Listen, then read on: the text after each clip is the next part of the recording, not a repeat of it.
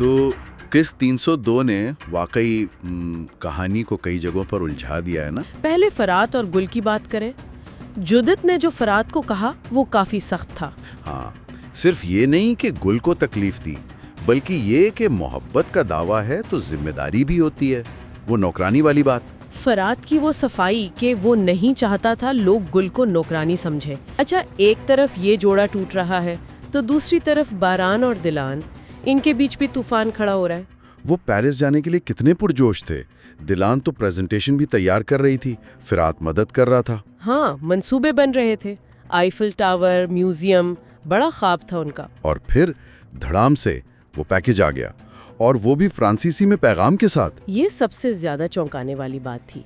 यानी दुश्मन ना सिर्फ करीब है बल्कि उनके जाती मंसूबों तक से वाकिफ है। बारान का रद्दमल तो फिर शदीद होना ही था। गुस्सा, हिफाजती इंतजामात सख्त करना। उसे शक शायद जेहान पर है, लेकिन असल मसला ये है कि दुश्मन घर की दहलीज तक पहुंच गया है।